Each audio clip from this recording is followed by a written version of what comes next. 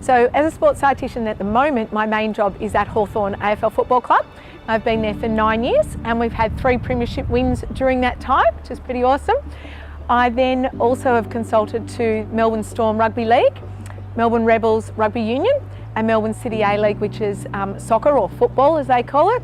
And then previous to that, I was at the Australian cricket team for about 7 years through a very successful period of sort of those early 2000s.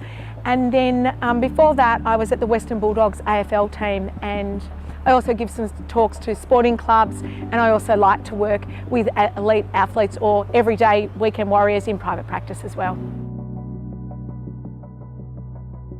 So people tend to get a bit fearful of using fats because we spent a long time saying we must have low fat, low fat, low fat, and people are then confused also about what type of fat, if they can have any. So one of my messages to everyone I work with, from the grassroots level up to an elite level of athletes, is yes, we can have some fats, and it's actually very important to have some fat in your diet. But it's about what type of fat you're using, and how much will depend on what your own goals are. So everyone will be really individual. But I really like them to have monounsaturated fats particularly, and also some omega-3 fats for, and looking at fish as well. So when we're thinking about cooking, I talk to them about using Australian extra virgin olive oil in their cooking, also maybe using it on their toast, putting it on their salads, so making them enjoy the oil and knowing that it's going to benefit their health rather than being scared of it.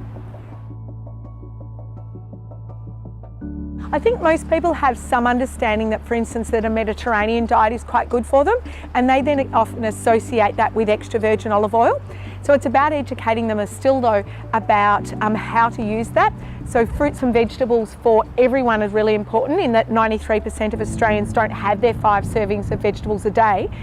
And why is that? Sometimes it's because they're a bit boring and we need to make them more tasty. So putting the extra virgin olive oil on the vegetables can help them be more tasty, but it also can help them absorb the fat-soluble vitamins A, D, E and K in particular. So if I explain that to someone, they then understand, okay, adding a bit of oil to my vegetables is, 1, going to make them more tasty, so that's going to be good for my health. 2, it's going to help me absorb the vitamins and the minerals better, so that's going to be good for my health. Also, adding the oil is going to help possibly with reducing inflammation, which will help them recover. So if they can think of all that as a picture, they're going to understand how it's going to improve their performance. Therefore, they're quite accepting to be able to use some oil when they know that it's a good quality oil and it's going to benefit their health and their performance. So we talk about using things like extra virgin olive oil because of the anti-inflammatory effects, and it has a compound in it called oleocanthal, and that has a property similar to ibuprofen, which are in non-steroidal anti-inflammatory drugs. And therefore, if they can think about the benefits of the extra virgin olive oil, they're more likely to use it. So then I talk to them about how we're going to use it.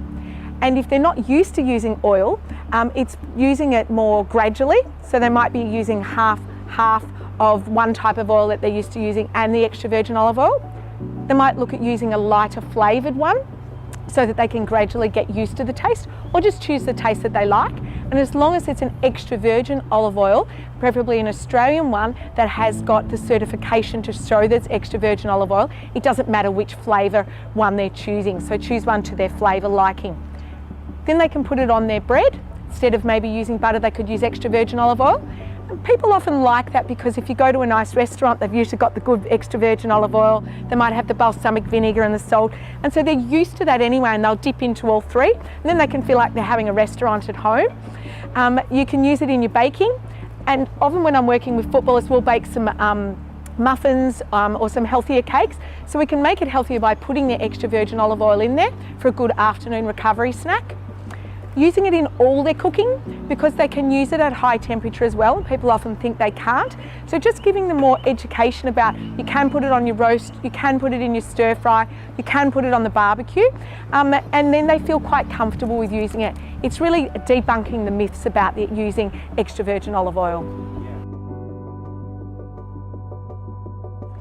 So extra virgin olive oil is my top choice for using of oils, because I think you can use it for all of your cooking. So you can choose different flavours. If you want that really robust taste and you want it in your salad, great.